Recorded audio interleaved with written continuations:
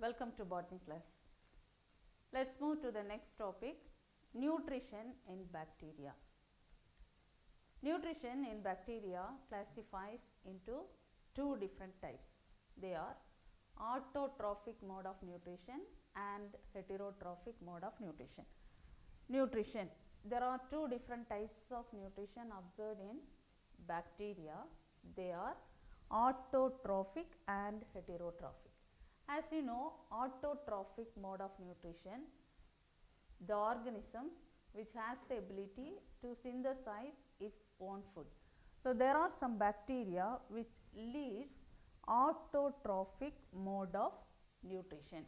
They have the pigment bacterioviridin.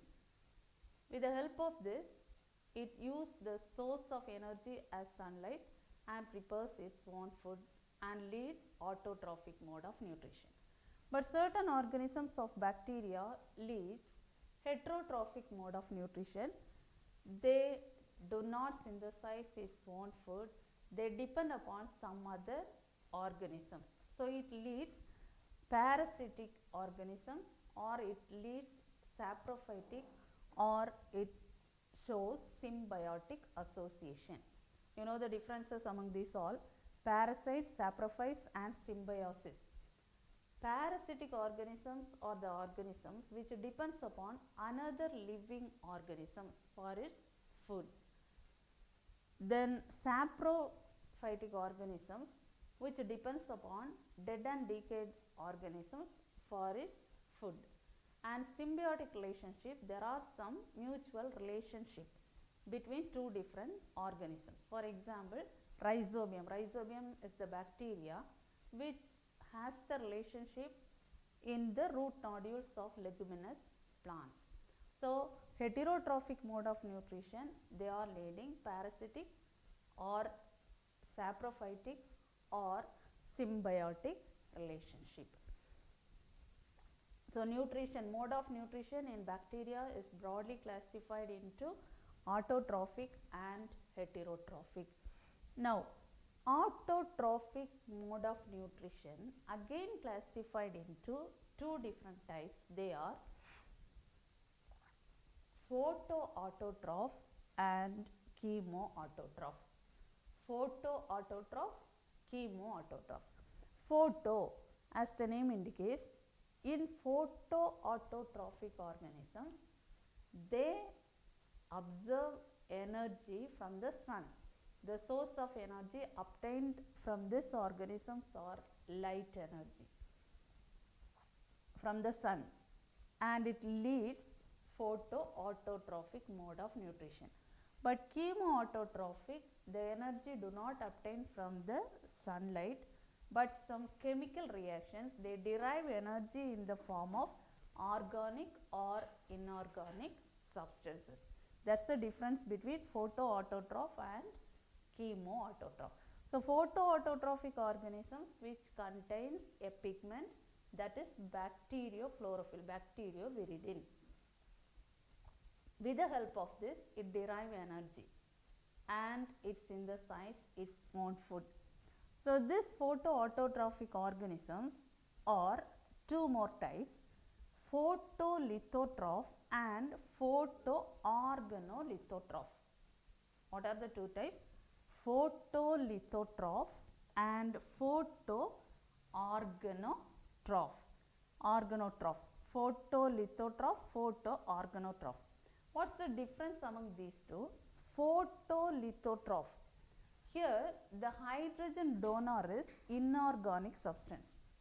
The hydrogen donor of photolithotrophic organisms are inorganic substance, but in photoorganotroph, here the hydrogen donor is organic acid or alcohol.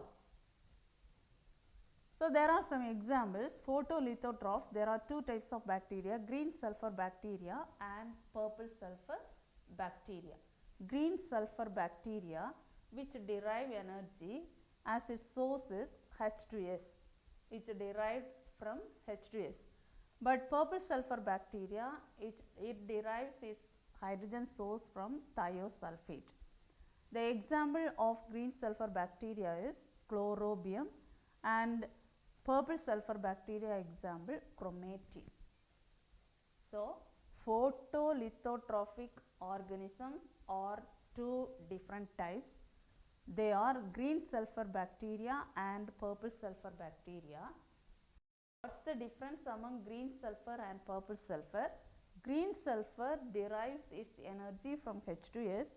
Purple sulfur bacteria derives its energy from thiosulfate. What's the example? Green sulfur bacteria example is chlorobium. Purple sulfur bacteria example chromatium. Now, photoorganotroph. These are the bacteria which derives its energy from organic acid, either organic acid or alcohol. Example, Rhodospirillum. All the bacterial names are important. Rhodospirillum, photoorganotroph, Rhodospirillum. What's meant by chemoautotroph? Chemoautotrophic organisms which do not derive energy as the source of sun, but the energy derived from organic or inorganic substances. Based on this, it's again classified into two more types, chemolithotroph and chemoorganotroph. Here photolithotroph, photoorganotroph. Chemoautotrophic again classified into chemolithotroph, chemoorganotroph. What's the difference among these two, chemolithotroph and chemoorganotroph?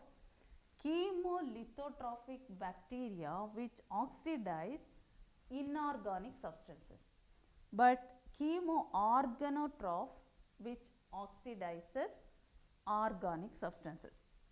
So, from the name itself you understand, chemoorganotroph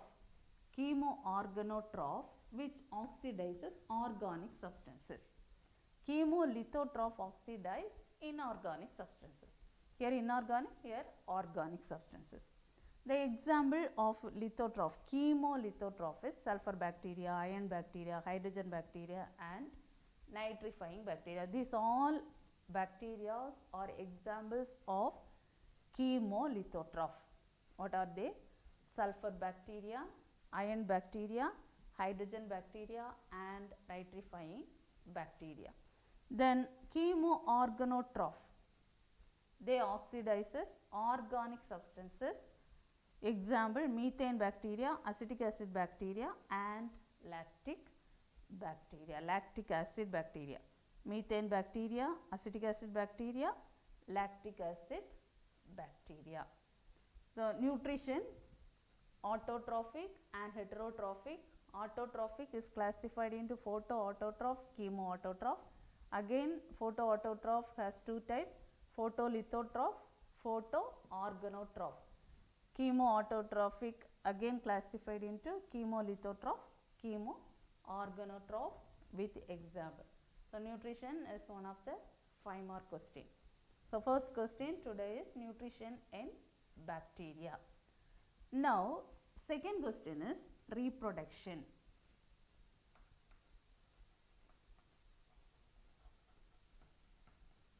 Reproduction in bacteria. Asexual reproduction in bacteria takes place by two different types, mainly binary fission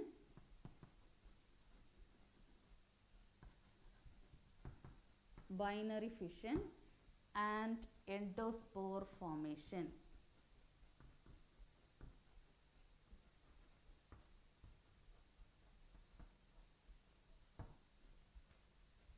Asexually, reproduction takes place in bacteria by binary fission or endosperm endospore. Here endospore formation and binary fission. In binary fission, the cell most common type of this asexual reproduction observed in bacteria is binary fission, a cell which divides into two.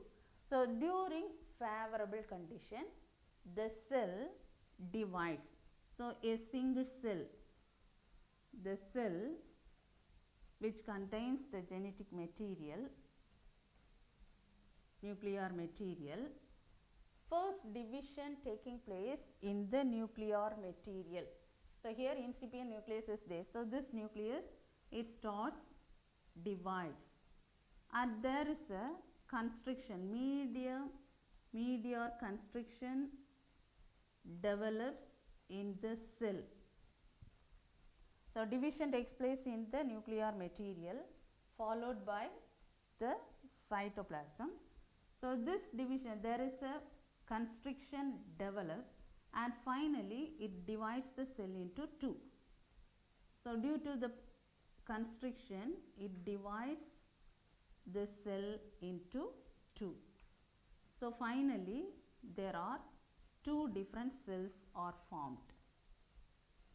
Finally it gives two different cells. So one cell which divides into two daughter cell. So one cell, now it divides, nuclear material start divides followed by the cell, it divides by the media constriction which divides the cell into two. Now two daughter cells are formed. This is binary fission, one cell divides into two. During unfavorable condition, the bacteria which forms a endospore which develops, there is a thick layer, thick wall around its cell. So during unfavorable condition, bacteria forms a thick wall around this. So this is endospore, a thick wall around this. This is endospore. There is a thick wall around this. So unfavorable condition, during unfavorable condition, this cell forms a thick wall around it. When the conditions are favor, it grows and it started to develop into a new bacteria. When the conditions are unfavorable, they forms a thick layer around this called endospore. So this endospore, it forms a endospore. That's just a thick layer around this. When the conditions are returned, favorable conditions are returned, the cell, it starts to grow, the endospore, it starts to grow into new bacterial cell. So these are asexual reproduction. But sexual reproduction in bacteria, there are three different types. They are conjugation, transformation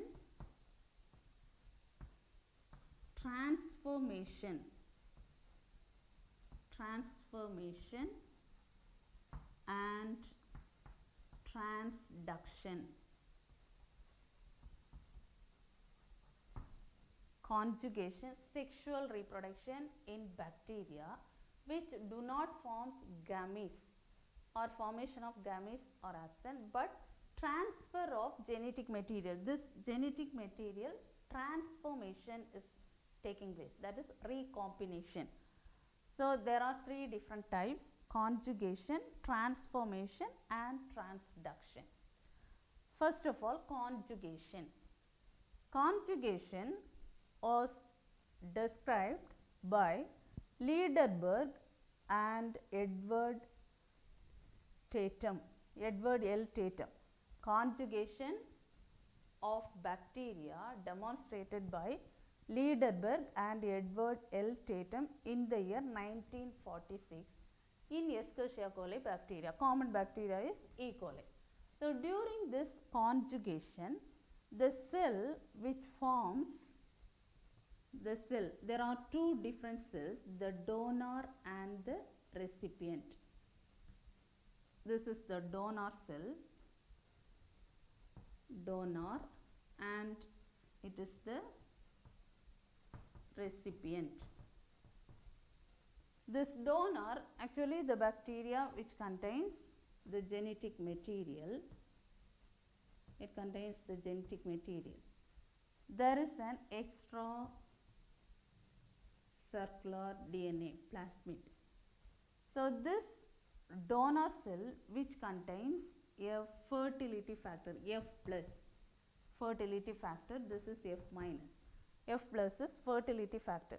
So this plasmid at the time of conjugation, these two cells, the donor and the recipient, are attached by means of the pili.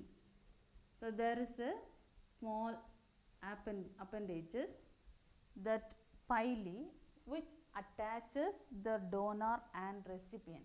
Later when it grows, it forms as a conjugation tube.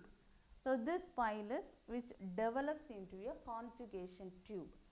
Now this plasmid, the extracircular DNA from the donor cell, it transferred to the recipient through this conjugation tube. So this is the donor and this is the conjugation tube, this is the recipient cell, this is donor cell. The donor cell contains this plasmid.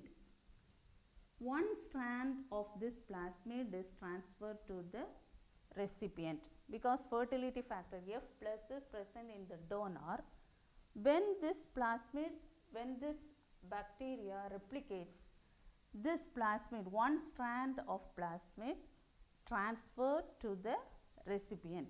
Here is the ordinary genetic material. Now this plasmid has to transfer, one strand of plasmid transferred to recipient, and the second complementary strand is synthesized in the recipient cell. So it divides into two. So finally this transfers here and it forms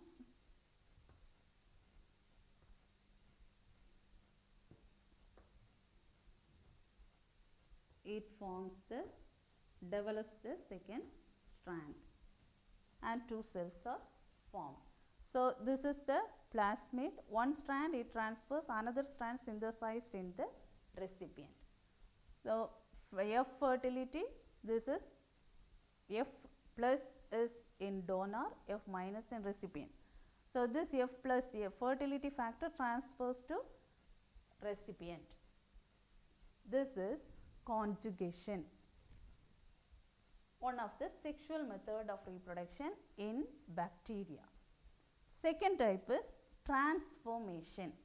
So in transformation, the genetic material is transferred from one organism to another. So this transformation is demonstrated by Frederick Griffith in the year 1978 in mice using this bacteria Diplococcus pneumoniae. Diplococcus pneumoniae, using this Diplococcus pneumoniae, the transformation takes place in mice. There are two different strains, S strain and R strain. There are two types of strain, S strain and R strain. So this S strain is virulent. S strain is smooth strain and it is virulent. But R strain is rough strain and it is avirulent. So this is virulent, this is avirulent. So this S strain is, at first it's injected into mice. So when this S strain is injected to mouse, this S strain is virulent. So when it is injected to the mouse died because the S strain is virulent. But when you inject this R strain, R is avirulent.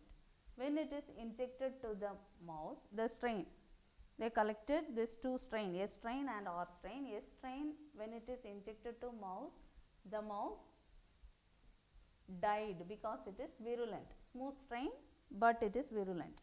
R strain is avirulent, the mouse did not die. Now there is second experiment. Heat killed S strain injected into mice. So, when the heat killed S strain, when it is heat killed, it is not virulent now. So, the mouse alive, it survived. Then this third time there is a mixture of this heat killed S strain and R strain. So, when the heat killed S strain is mixed with R, what happens? This heat killed S strain, when it is transferred to this R, when it is mixed with R strain, this S strain enters into R and it makes as virulent. So, this process of transferring one organism to another, so one species to another, it transfers other into the former one is called the transformation. The phenomenon of transferring one strain into another is called as transformation. So, it is explained by Frederick Griffith in mice using Diplococcus pneumoniae. So, this is the second method, transformation. Another method of reproduction is transduction. Transduction. So, transduction is a phage mediated DNA transfer. It is also a DNA transfer. Phage mediated DNA transfer. So, it was explained by Zinder and Lederberg. Zinder and Lederberg demonstrated transduction in the year 1952. Here, this transduction, there are two different types of transduction, generalized transduction and specialized transduction. Look at this diagram. Here, transduction, this is the phage. So, it's a phage mediated DNA transfer.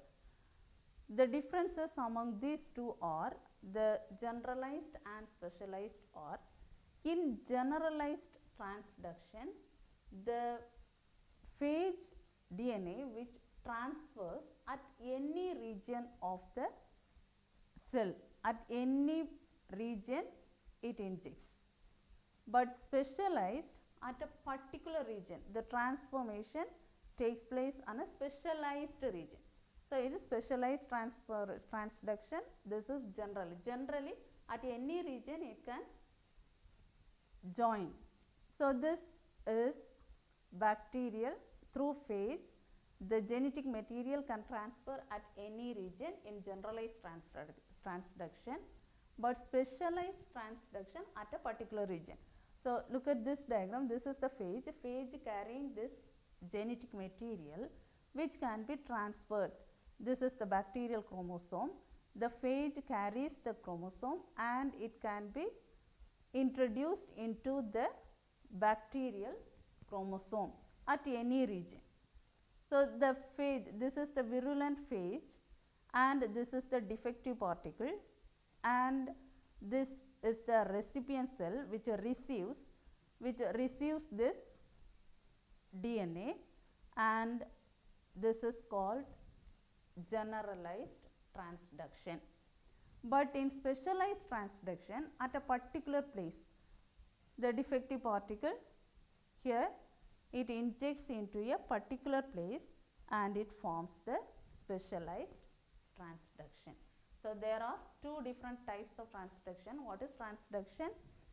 Phage mediated DNA transfer through generalized transduction at a particular at any region, but in specialized transduction at a specialized particular region. So, today you are going to learn first question, nutrition, mode of nutrition in bacteria. Second question, reproduction in bacteria, asexual reproduction. There are two types, binary fission, endospore formation. Sexual reproduction, there are three different types, conjugation, transformation and transduction. The diagrams are very neat in the book, draw neatly in the class.